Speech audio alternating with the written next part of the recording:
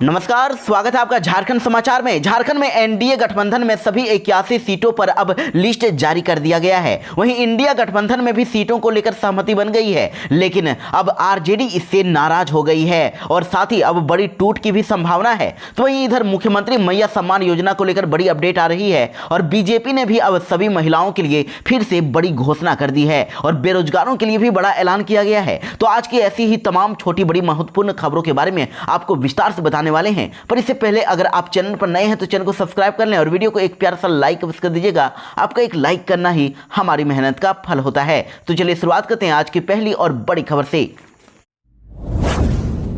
झारखंड में इंडिया गठबंधन में सीट शेयरिंग को लेकर अब फॉर्मूले का ऐलान कर दिया गया है। मुख्यमंत्री हेमंत सोरेन ने कह दिया है कि झारखंड में इंडिया गठबंधन के अंदर 70 सीटों पर झारखंड मुक्ति मोर्चा और कांग्रेस के उम्मीदवार चुनाव लड़ेंगे और बाकी के बचे 11 सीटों पर आरजेडी और माले के लिए छोड़ दिए गए हैं। जी हां, झारखंड में इंडिया गठबंधन में आरजेडी और सीपीआई माले के नेताओं की उपस्थिति के बिना ही झारखंड मुक्ति मोर्चा और कांग्रेस के नेताओं ने आनन फानन में 81 सीट में से 70 विधानसभा सीट आपस में ही बांट ली है। उन्होंने कह दिया है कि बाकी के जो 11 सीटें बचती है उन पर अन्य सहयोगी दलों के साथ बात होगी, लेकिन यह तय हो गया है कि 70 सीटों पर कांग्रेस और झारखंड मुक्ति मोर्चा के उम्मीदवार होंगे।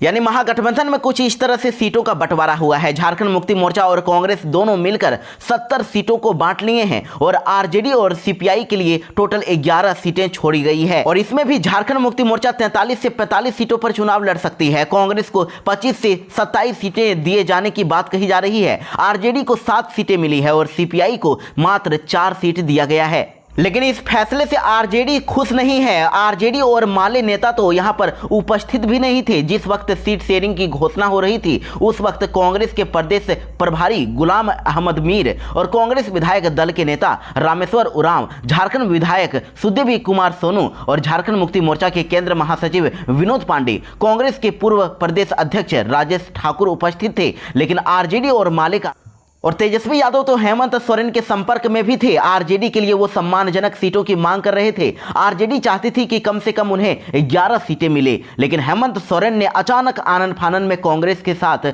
सीटों का ऐलान कर लिया है। तो ऐसे में अब इंडिया गठबंधन में फूट हो सकती है। हेमंत सोरेन के सीट शेयरिंग की एक तरफा घोषणा से आरजेडी नाराज है और वहीं आरजेडी के राज्यसभा सांसद मनोज झा ने तो खुलकर कह दिया है कि पार्टी को यह फॉर्मूला स्वीकार नहीं है, एक तरफा यह फैसला है। मनोज झा ने कहा कि नूडल्स की तरह 2 मिनट में नहीं लिए जाते हैं फैसले।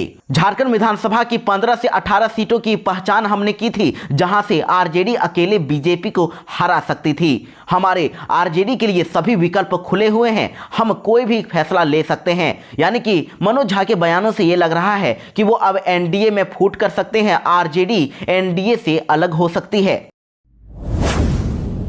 इस वक्त की बड़ी खबर आ रही है। झारखंड विधानसभा चुनाव के लिए भाजपा ने अब 66 उम्मीदवारों की पहली लिस्ट जारी कर दी है और इस लिस्ट में सबसे अहम नाम जो हैं वो बाबूलाल मरांडी, चंपई सोरेन, अमर बाउरी, सीता सोरेन, गीता कोड़ा, सुनील सोरेन का नाम अहम है और भाजपा की इस लिस्ट में 11 महिला उम्मीदवारों को भी टिकट दिया गया है। और बीजेपी की इस लिस्ट की बात करें तो धनबाद से इस बार बाबूलाल मरांडी, राजमहल से अनंत ओझा, बोरियो से लोबिन हेम्ब्रम, लिट्टीपाड़ा से बाबूधन मुर्मू, महेशपुर से नवनीत हेम्ब्रम, शिकारी पाड़ा से परितोष सोरेन, नालंदा से माधव चंद्र महतो, वहीं जामताड़ा से सीता सोरेन को इस बार उम्मीदवार बनाया गया है। दुमका से सुनील सोरेन कैंडिडेट बनाए गए हैं। जामा से सुदेश मुर्मू, जारमुंडी से देवेंद्र कुंवर, मधुपुर से गंगा नारायण सिंह, सारठ से रणधीर कुमार सिंह, देवघर से नारायण दास, पोड़ैया हाट से देवेंद्र नाथ सिंह, गोड्डा से अमित कुमार मंडल, महगामा से अशोक कुमार भगत, कोमा से डॉक्टर श्रीमती नीरा यादव, बरकट्टा से श्री अमित कुमार यादव, बरही से मनोज यादव, हजारीबाग से प्रदीप प्रसाद, सिमरिया से उज्जवल दास, वहीं बगोदर से नागेंद्र महतो, जमुआ से मंजू देवी, गांडे से श्रीमती मुनिया देवी, गिरिडीह से निर्भय कुमार साहबादी, बरमो से रविंद्र पांडे, बोकारो से बिरंची नारायण, चंदन कियारी से अमर कुमार बाउरी, सिंदरी से तारा देवी, निरसा से अपर्णा सेनगुप्ता, धनबाद से राज सिन्हा, झरिया से रागिनी सिंह, बाघमारा से शत्रुघ्न महतो, बहरागोड़ा से दिनेशानंद गोस्वामी, घाटशिला से बाबूलाल सोरेन और पोटका से श्रीमती मीरा मुंडा, जमशेदपुर पूर्वी से श्रीमती पूर्णिया दास साहू को उम्मीदवार बनाया गया। इसके अलावा सरायकेला से चंपाई सोरेन, चाईबासा से गीता बलमोचू, मंझगांव से बड़कुंवर गगराई, जगन्नाथपुर से गीता कोड़ा, चक्रधरपुर से श्री शशि भूषण समद, खरसावां से सोनाराम बोदरा, तोरपा से कोचे मुंडा, खूंटी से नीलकंठ सिंह मुंडा, खिजरी से राम कुमार पाहन, रांची से सीपी सिंह, हटिया से नवीन जायसवाल, कांके से जीतू चरण राम, मंदार से सन्नी टोपो, सिसाई से अरुण उरांव, गुमला से सुदर्शन भगत, विशुनपुर से समीर उरांव को उम्मीदवार बनाया गया।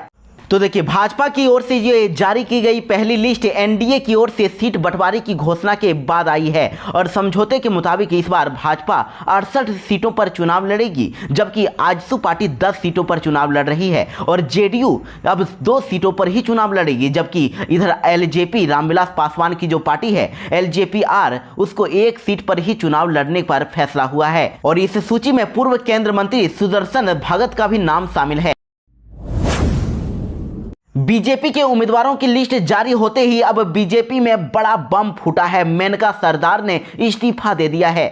जी हां, भारतीय जनता पार्टी ने झारखंड विधानसभा चुनाव 2024 के लिए जैसे ही अपने उम्मीदवारों की लिस्ट जारी की, एक बड़ा धमाका हुआ। यानी कि लिस्ट जारी होते ही कुछ ही देर के बाद अनुसूचित जनजाति के लिए आरक्षित पोटका विधानसभा सीट से 3 बार भाजपा की टिकट पर चुनाव जीतने वाली मेनका सरदार ने पार्टी से इस्तीफा दे दिया है।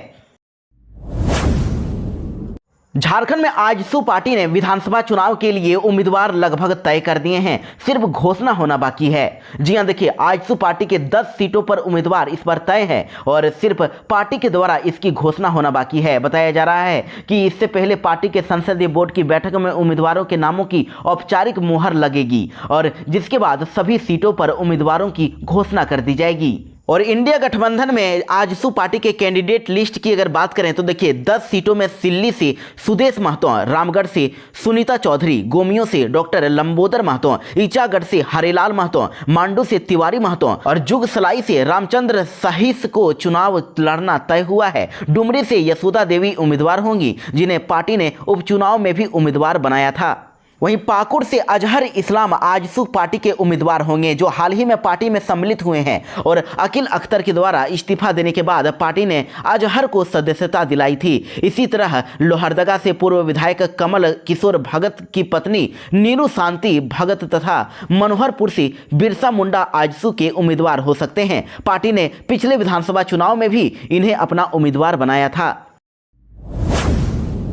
झारखंड में अब मरीजों को बड़ी राहत मिली है। 108 एम्बुलेंस कर्मियों ने हड़ताल खत्म कर दिया है। 3 महीने का उनका बकाया वेतन का भुगतान हुआ, तब जाकर वो काम पर लौट गए। जी हां, दरअसल गिरिडीह में 6 सूत्री मांगों को लेकर सभी 108 कर्मी पिछले 5 दिनों से हड़ताल पर थे और 3 महीने का उनका बकाया वेतन भुगतान हो जाने पर अब हड़ताल को समाप्त कर दिया गया है। इस मौके पर 108 कर्मियों ने संघ के जिलाध्यक्ष और मजदूर मोर्चा के नेता को गुलदस्ता भेंट करके सम्मानित किया। लेकिन वहीं इन कर्मियों ने यह भी कह दिया है कि अभी आचार संहिता लागू है, इसीलिए इसको देखते हुए भी अपना हड़ताल हमने स्थगित कर दिया है। अगर इस दौरान किसी भी कर्मियों को हटाया जाता है या फिर हड़ताल के दौरान उनकी वेतन में कटौती की जाती है तो फिर से आचार संहिता के बाद वे सभी हड़ताल करेंगे।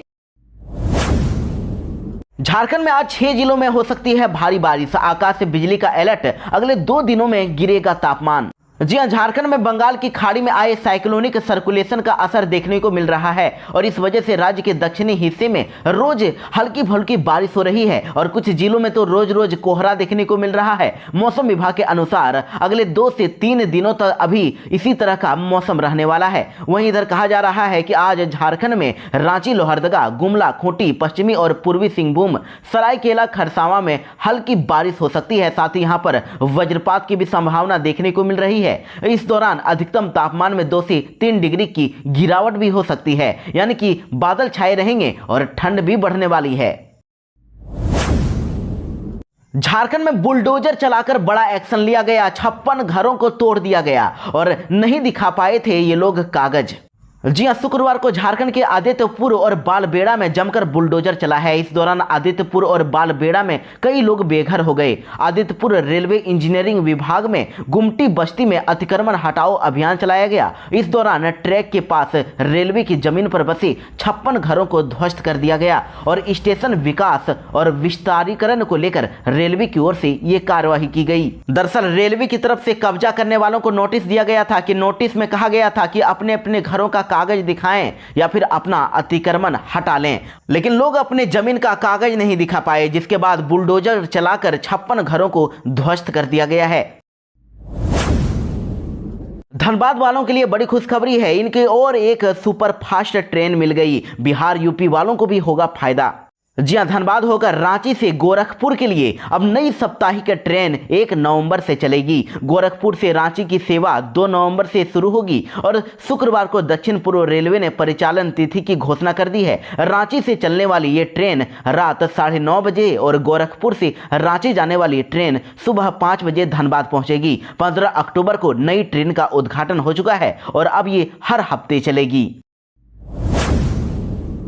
झारखंड में चला चुनाव आयोग का डंडा, हटाए गए डीजीपी अनुराग गुप्ता और ईसी ने सरकार को दिया ये निर्देश।